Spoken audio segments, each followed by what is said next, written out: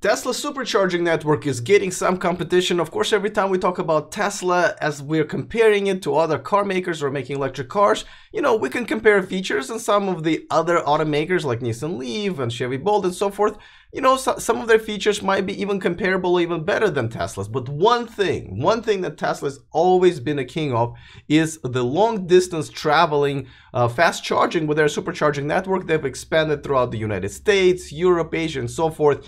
You know, there's just no other car maker that can say that, hey, we have a great electric car, because they don't have the fast supercharging network. Well, that's changing, and I've already reported a few times about Ionity and a couple of other networks that are sponsored by and invested by some of the major automakers. And there are three of them. They're going to be growing in the next couple of years. And today we're going to talk about the Ionity, which is the largest one. They've already started last year, and they're sponsored by BMW, Mercedes, let's see, Volkswagen, and a couple of other investors. So they're serious about it. They've already built up, I believe, about 10 or 20 of them last year. They're targeting 100 at the end of this year and 400 by the end of 2020. Now, Electric.co has uncovered this map, which is pretty cool. You can see it on their website from a presentation by Audi that was done in Norway last week. And now we can see what that supercharging network is going to look like, and it's pretty impressive. I mean, 400 chargers will pretty much cover the Europe in a pretty, very similar way how superchargers, Tesla superchargers, are covering them now. Now, Tesla has about that same number of them in Europe right now. Of course, by then they will most likely double it or even get it to about closer to 1,000 of them. So, there will still be, the Tesla will still be ahead, but because of the other two networks that are being developed, Tesla might just be, in for, not a surprise, but some stiff competition as far as fast charging is concerned. Now, this was released by Audi, and they're saying that their e-tron Quattro, an SUV, all-electric SUV that's coming out at the end of this year, will be the first one to take advantage of it. Now, these chargers are actually going to be much more powerful, 350 kilowatts compared to 145 kilowatts that Tesla has right now. Mind you, that Tesla's actual cars like Model S and Model X can only take about 120, 125, I believe.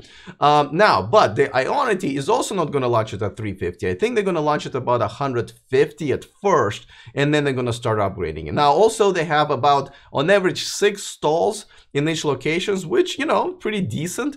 As long as they can be expanded in the future, I think that's a pretty good start.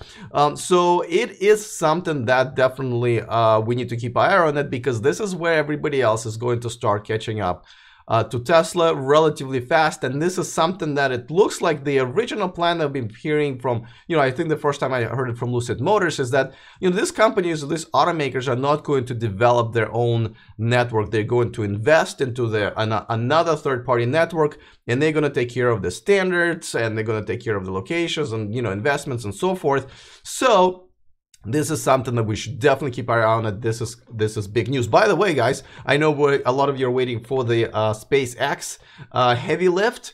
It's been delayed by about an hour or so. It looks like they're having some major winds in the upper atmosphere, so going to delay it for about an hour or so. But I'll definitely cover it tomorrow. I usually don't cover SpaceX stuff, but this is pretty major.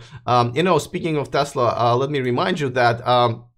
If you guys go into the description of this video, you can find a link where you can submit your email address to Tesla. It's a Tesla referral link. Don't have to buy a car, just have to give them your email address, get them on their newsletters, and you get entered into a little lottery that they have to be able to do this, which is get in front of the wheel of the Tesla semi-truck and drive it around in circles at their California racetrack. And I will be entered with you as well, and I'm hoping that I'm gonna go and cover this for all of you guys. So if you don't mind, do me a favor, click on that link and submitting your email address. That would definitely help. And while we're at it, don't forget to click the thumbs up, because this video usually does much better if you guys do that, and I really appreciate that as well. This video and this channel is sponsored by Avanex, the aftermarket accessories for your Teslas. And of course, if you want to get a bit of a discount, they've provided it for you. Once again, it's a description of this video. Okay, another story is that, as you know, Nissan Leaf has been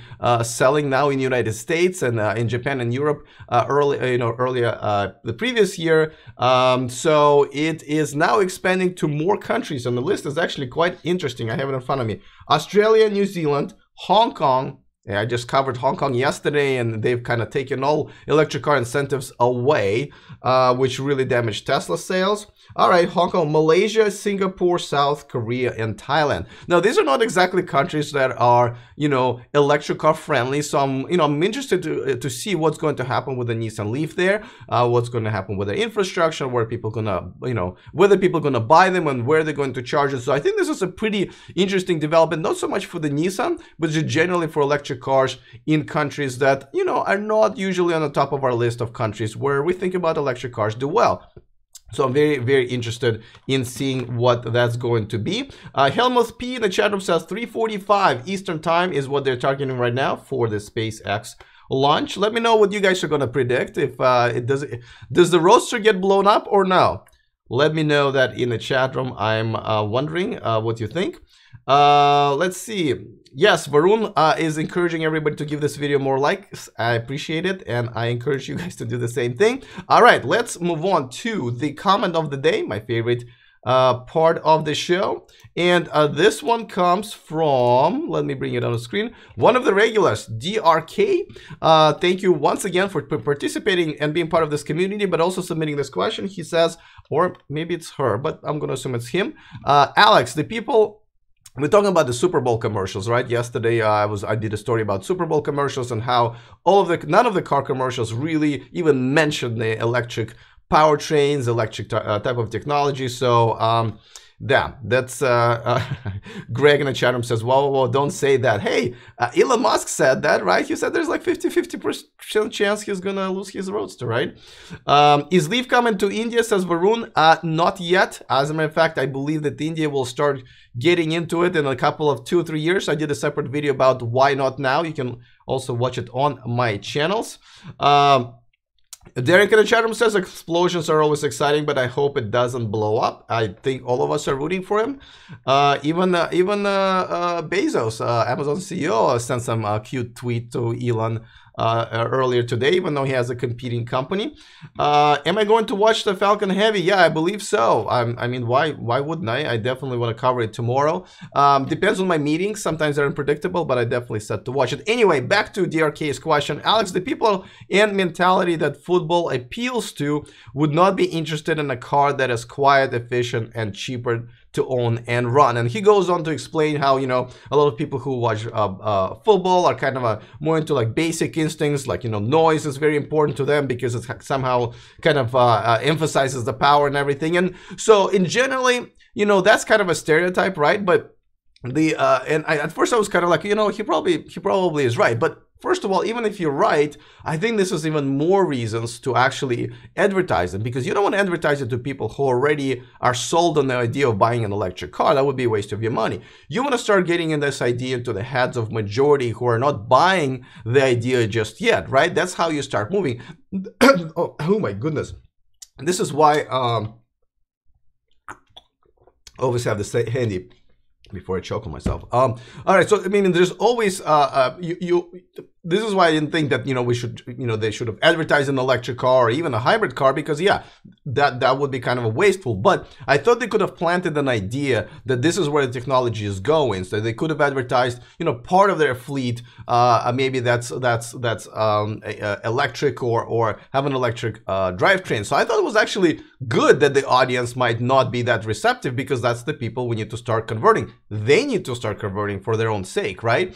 But on the other hand, don't forget, the Super Bowl is being watched by like ridiculous amount of people, and I think it's even beyond of the typical football fan. It's also beyond America and Canada. So I think there were plenty of people watching who were actually pretty receptive to the idea of electric cars. So once again, I thought that would be still a good idea. But interesting point. I was kind of went back and forth in my head, but still, I thought it would have been good, and it was a missed opportunity for them to actually not include that in any of those car commercials.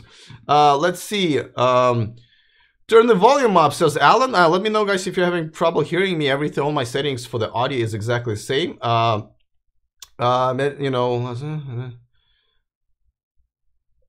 Okay, I'm just reading some of you. I guess you guys are totally. I'm a huge football and basketball fan. I do not fit that stereotype, says Tony. Absolutely, you do not. This is why, you know, well, I mean, the stereotype is usually covers the majority, but yeah, I'm just like I said, even if it did cover the stereotype, if that even that was a stereotype, I still think they should have done it because that's the people they want to convert.